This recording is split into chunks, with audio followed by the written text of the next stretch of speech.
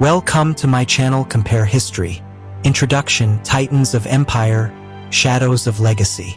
In the endless turning of history's great wheel, empires rise like fiery suns, blazing bright before fading into shadow. Among these ancient titans, two names stand tall, etched deep in the stone of memory. Alexander the Great, the relentless storm of steel and ambition, and Ashoka the Great, the empire's soul reborn through peace and profound transformation. One carved a path with sword in hand, stretching his reach from the rugged cliffs of Macedonia to the distant rivers of India. The other, after a terrible war stained his conscience, chose a different conquest, the conquest of the spirit, the forging of a realm bound not by fear, but by Dharma, the eternal law of righteousness. What does it truly mean to conquer? Is it the land beneath our feet, or the hearts and minds of those who live upon it? As we step into their worlds, through the dust of battle and the whispers of prayer, we ask, who was the true conqueror and visionary? The answer lies not only in empires won, but in the legacies that outlast time itself. Chapter 1: The Sword and the Empire, Paths of Conquest.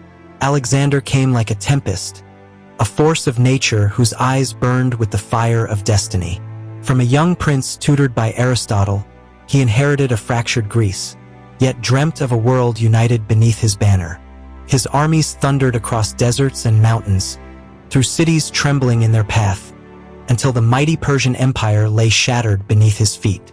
With the deadly precision of his phalanx, and cavalry that struck like lightning, he crushed foes tenfold in number. Yet his conquest was more than blood and steel. It was a vision, a chain of cities named for himself, where Greek art, language, and thought could mingle with the mysteries of the East. Across time and terrain, Ashoka's rise was different. He inherited a sprawling Mauryan empire, vast and volatile.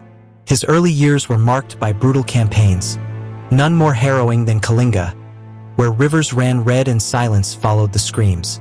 That horror changed him. From the ashes of war, Ashoka embraced a new crown, the crown of Dharma, of peace and moral rule.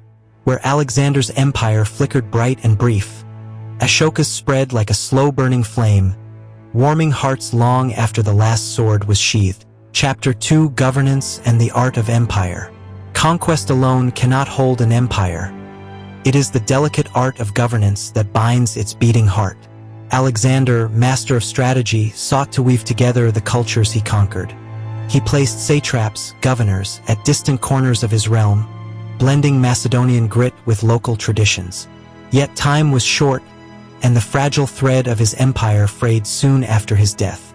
Ashoka's empire, vast and diverse, required a different hand, a hand tempered by reflection. His edicts, carved into stone and spread across his lands, spoke of justice, care, and the sacred duty of a ruler to protect his people.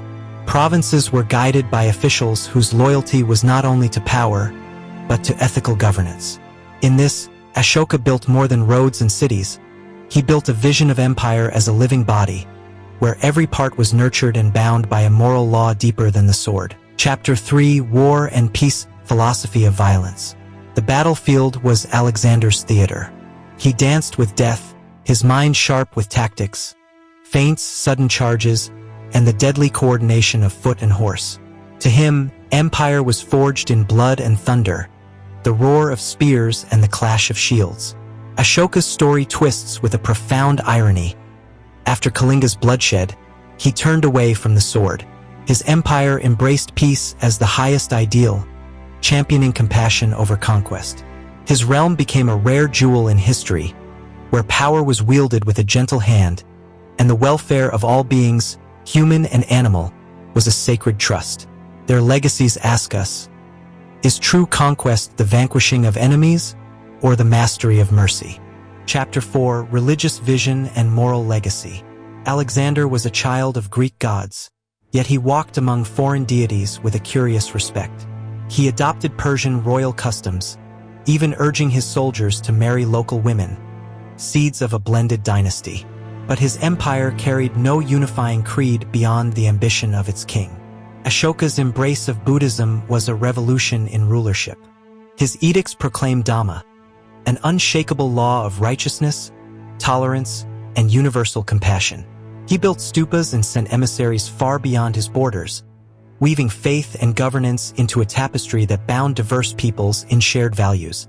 Where Alexander's divinity was a symbol of power, Ashoka's spirituality was a living force that shaped the soul of his empire.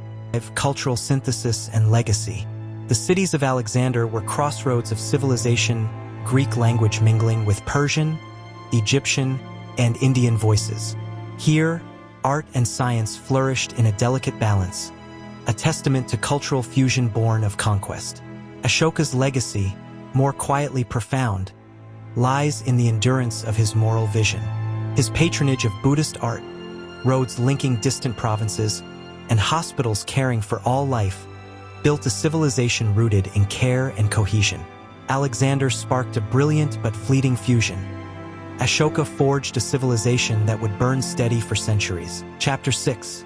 The People's Empire, Daily Life Under Rule. For Alexander's soldiers and subjects, life was a journey through upheaval. Marching thousands of miles, forging new homes in distant lands, yet always shadowed by the thunder of war and political strife. Ashoka's reign shifted focus to welfare.